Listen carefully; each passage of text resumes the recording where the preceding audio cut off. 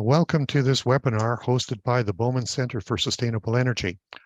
Our mission is to catalyze big, nation-building energy projects that advance Canada to a sustainable energy future. The Bowman Centre for Sustainable Energy is a federally incorporated non-profit organization with volunteer associates who have lived and worked across Canada. In the spirit of peace and friendship, we honored the Anishinaabe of the Three Fires Confederacy on whose traditional territory our office in Sarnia, Ontario is located. As you participate in today's webinar, please note that we are recording this presentation. Please enter any of the questions that you may have in the chat function of Zoom. We will bring the questions forward after the presentation. Canada needs green energy production at large scale to be one part of the transition to net zero and beyond to decarbonizing the economy. Sarnia-Lambton in Ontario has all the essential elements to become the site for large-scale green hydrogen production. The Bowman Centre for Sustainable Energy knows that Fortescue Futures Incorporated, FFI, is committed to a leadership role by supporting the establishment of green hydrogen. It has already been widely reported that FFI in Canada has signed several memorandums of understanding with several First Nations and is in discussions with several provincial governments. It's also noteworthy to see that FFI in Australia has started manufacturing electrolyzers of their own design for hydrogen production. With us today is Stephen Appleton. He is the country manager for FFI in Canada, and Bowman Centre certainly welcomes him as a speaker today. Stephen has decades of operational experience in Canada and overseas, working on clean energy and environmental projects and delivering things on time. Stephen, we have your presentation queued, and I welcome you to this platform and to this audience. Welcome. Well, thank you, Marshall. And Marshall, can you hear me clearly? Yes, indeed. Okay, great. So Marshall and Don, thank you so much. I want to thank the Bowman Centre for this opportunity to share some insight into a company that I think your audience will find quite unique and rather exciting. Let me start by saying that Fortescue Future Industries, as led by our chairman, Dr. Andrew Forrest, does not necessarily subscribe to the net zero goal of 2050. I would say most emphatically, we believe it has to be more urgent than that timeframe. And many of the activities that we undertake are with the view of pushing that timeframe up. And I'll be able to explain further by showing how we are merging both our energy profile and our technology profile with our development profile as we enter Canada. On that note, as it pertains to Canada and globally for that matter, Fortescue subscribes to three fundamental tenets. The first, that we will respect Indigenous rights and the Indigenous knowledge of the lands. We find this to be a foundational part of our strategy.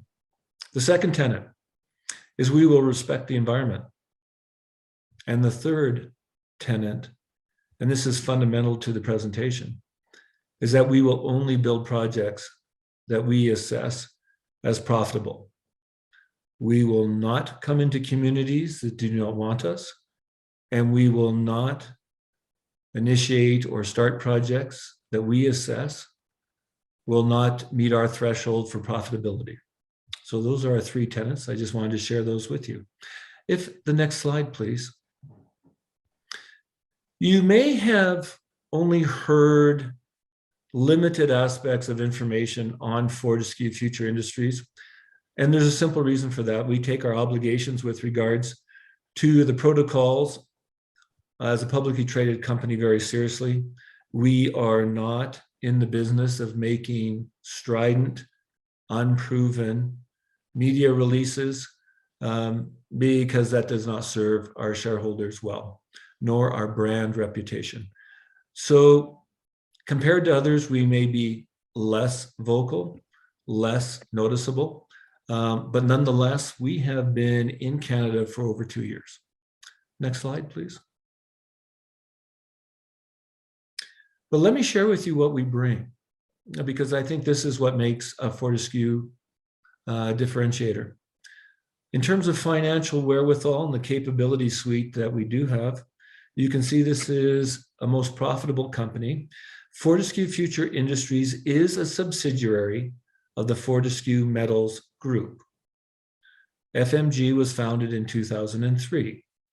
It went operational 5 years later in 2008. As decreed by the board of directors, 10% of the net profit after tax will go to Fortescue Future Industries. As I said, we're just 2 years old. The year before last, what you see in front of you right now is the latest financial statements of net profit after tax of over $6 billion US dollars. The year before last was $10 billion, and 10% of that serves as the capital for Fortescue Future Industries to move forward. So it is somewhat of a unique startup company, very well financed, moving forward in shaping a new industry. That's the financial wherewithal. Next slide, please.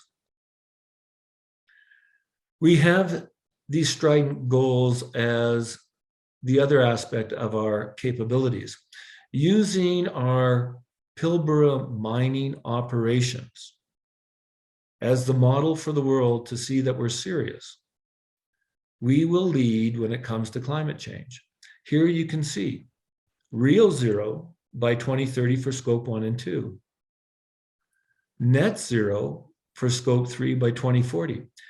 These are the most strident corporate goals to address climate change and decarbonize in the world. And it is the intention of Fortescue to show by example what corporate entities can do that are in a heavy emitting environment, such as mining iron ore. Next slide, please. But the other aspect that we bring too is the demand for profitability. And so while moving quickly and on a broad front, it is incredibly important for us that we have evaluated and measured where the risks are in our various endeavors, right through the supply chain, right through ESG. In fact, we would submit right now that the risk associated with the supply chain, whether it's electrolyzers, turbines, what have you, is where some of the greatest risk is. It's our focus is to minimize that risk threshold so that we can get in front of the board of directors for a decision for FID. And so we do that across various fronts, as you can see.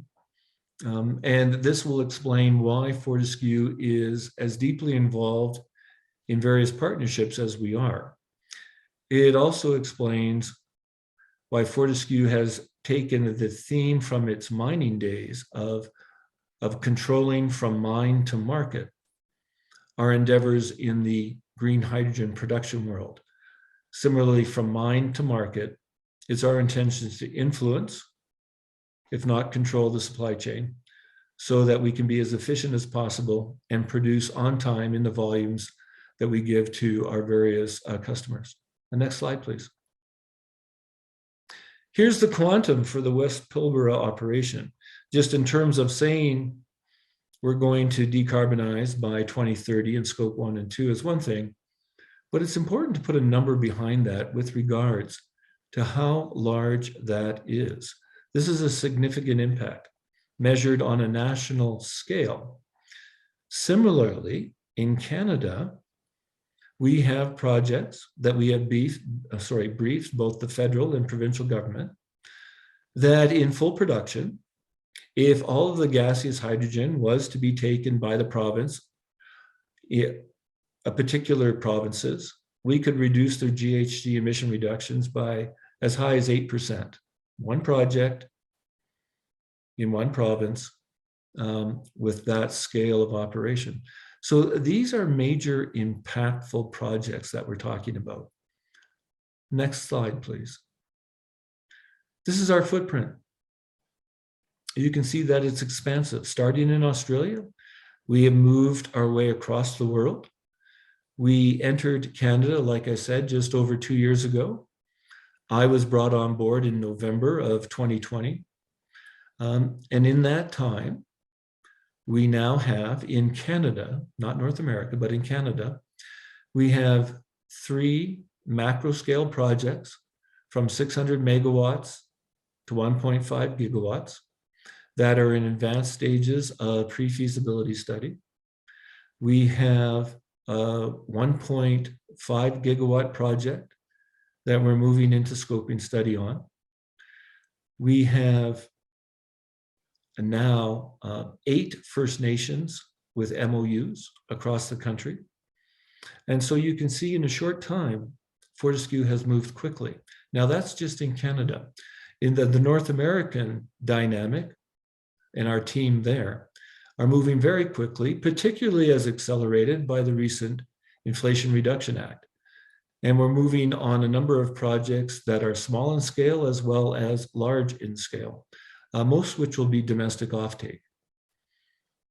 All right, next slide, please. Here you can see our chairman with our partners. And in this case, signing an offtake agreement with E.ON, the German utility company with 50 million customers, for delivering 5 million tons per year of green hydrogen. By 2030, there will be increments of that between now and then, and thereafter. So that's one offtake in one partnership. Next slide. Here you see our leadership with the Tree Energy Solutions, where we have invested in a hydrogen energy import facility in Germany. As we all know, the European energy crisis, Germany in particular, we had the hydrogen accord not so long ago in August, is a major customer for green hydrogen. We see Canada as a major export of green hydrogen through the medium of ammonia. But this is a large focus for us, and that is Europe. And so the investment in the infrastructure to ensure the successful delivery of our product is only prudent. Next slide, please. You may be aware that we have bought Williams Advanced Engineering. We now own that. And what we wanted there is the high skill set in human capital, particularly in technological innovation. And this has proven as a recent acquisition, but it also demonstrates and bears testimony to how serious we are with regards to moving into the supply chain and influencing it through efficiencies and innovation. Next slide, please. We have partnered with Libier in France. And this is for hauling operations, excavative industries, mining operations, and the like. You may have heard of the first infinity train through regenerating its own energy without having to use a fuel. It is our plan to operationalize the infinity train. And of course, with our fleet of our own locomotives and our rail fleet, we are moving forward with regards to battery electric locomotives. Next slide, please. Also, less developed, but still moving forward, the production of green iron. And as a mining company in iron ore, we're advancing quickly, but albeit at a small laboratory scale right now. In the shipping world, it's our intention to be able to have the first iron ore ship carrying vessel that we own, powered by ammonia with an internal combustion engine, operational by the end of this calendar year. And it's our intention then to spread that as a fuel alternative throughout the shipping market. Next slide, please. And here is the other aspect that Fortescue brings: a history and proven track record, as I said, from 2003, of developing mega scale projects in environments where there were many naysayers. In 2003, as you may know historically, Andrew Forrest identified tenements that others considered unacceptable. In 5 years, he was producing 40 million tons per year of iron ore. And this is now the operation that Fortescue Metals Group has, from port facilities to massive iron ore production, to locomotives, to ships. We are the developers, financiers, innovators, technology leaders, and preferred partner of choice in moving forward in the hydrogen sphere. And this is what we're going to bring to Canada and have already started, as I've alluded to. Next slide, please. That concludes my presentation on Fortescue and its introduction to you as an audience.